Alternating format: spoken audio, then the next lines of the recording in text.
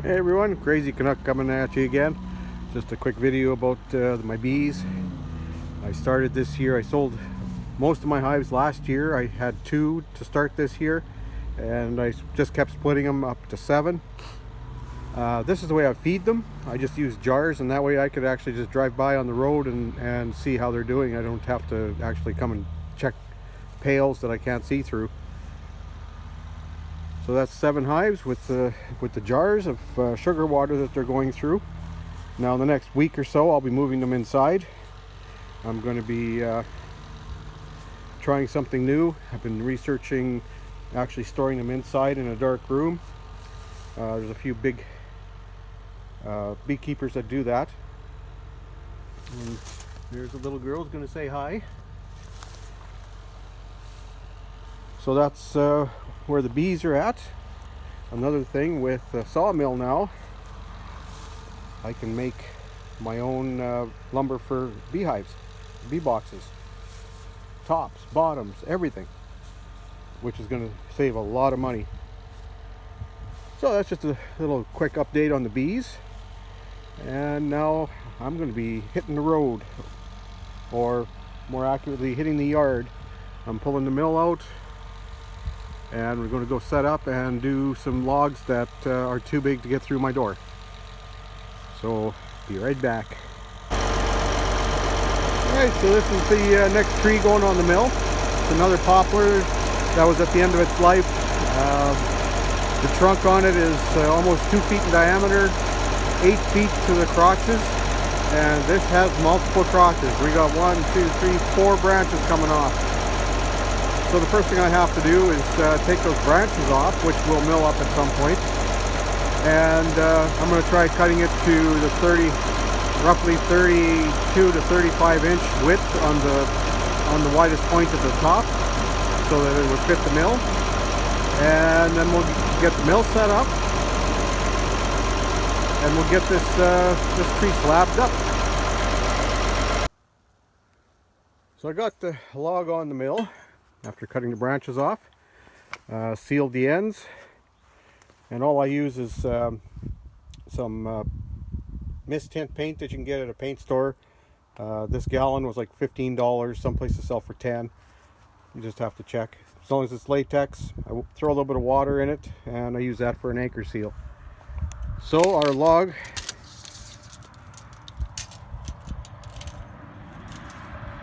is 24 inches. The other end with all the crotches on it. Like, this thing is going to be a spectacle to behold. I'm almost maxed out on the mill here. So this is approximately 35 inches across.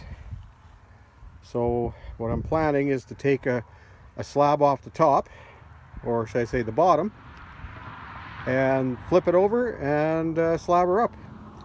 There's a little bit of rot right here, a little bit of rot starting down there, so that's going to indicate we've going to have some color, as well as fungus. This fungus right here, that goes in and creates color as well. So when I'm looking for trees, that's what I'm looking for. If it's got fungus, it's probably going to have color. If I'm not looking to make clear lumber or anything. So I am going to fire up the mill, take this one slab, and we'll see what's inside, and I'll bring you back for the show. Well, there's definitely some potential here. Got the bottom sawed off. There's a little bit of color poking through, probably for some old branches or something. But also some really nice white poplar. And this is a white poplar. This is actually what grows around here all over the place. It's like a weed. Lots of dips and dives. I was using that blade a little bit beyond where it should have been.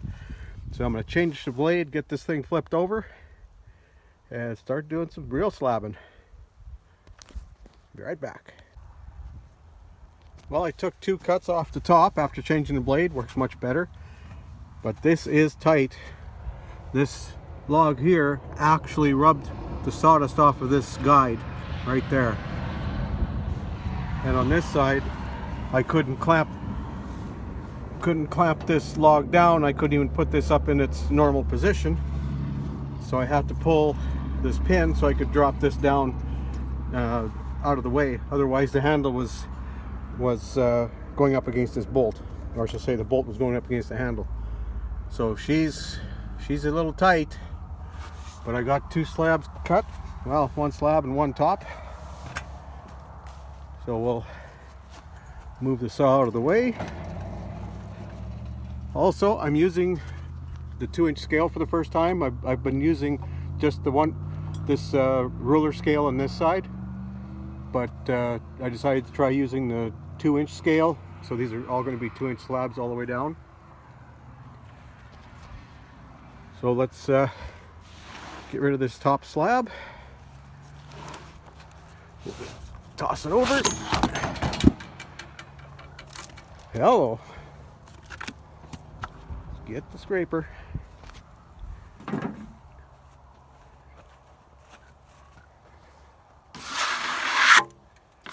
Oh yeah, there's going to be some nice stuff in here. Just check that out. If I can get out of the shadow here. There's some nice figure coming in. Coming in all the way along here.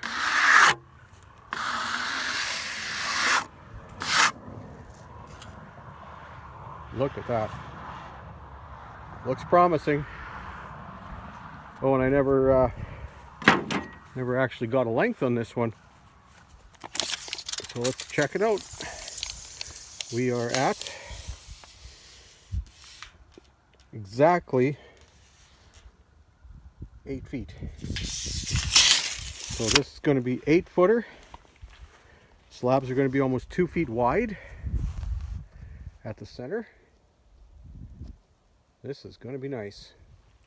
Well, I think I'm going to finish slabbing this up and then we'll come back and do a reveal. Let's make some sawdust. So I couldn't just slab her down and leave it. So here's your reveal. Have to take a few slabs off so I can make it down. This is quite the log. And this came from a fence line between 2 fields.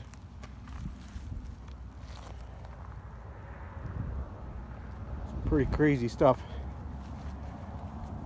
It was so tight I had to chop off a little bit of this corner, and I had to chop off a little bit of the other corner, and I might even have to chop off, by the time I get to it, probably chop off this little corner here with my trusty pocket knife. Probably remember that one from videos I did about a year ago, or maybe longer than a year ago, about a year and a half ago. Might have to just make a little bit of clearance there, no big deal. But for anybody doing epoxy, we got some bug action, we got everything. I think this tree, by the looks of it, got hit by lightning, because there's a crack right down from the center, and there was a hole at the top.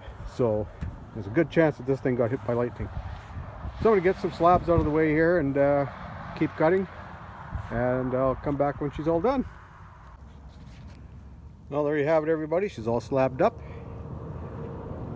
For the epoxy people, there's some nice features here. Got some nice big roddy holes. Got some nice vigor coming in from branches. There's another branch that was healed over at one time. So I ended up with 6 2-inch slabs, and the last slab ended up at 1 3/4 inches. Now these slabs are 22 inches across at the base, 18 in the middle, and coming across the top they're 26 inches, 8 feet long. So there's some seriously nice material here for somebody to do something with. So now comes the fun job of picking them all up, taking them into the shop and stacking them up to start drying or sell. Yeehaw! So that's it for this one. Hope I'm not overdoing it with too many videos. As usual, like it if you like, subscribe if you haven't, spread the word, and we'll see you next time.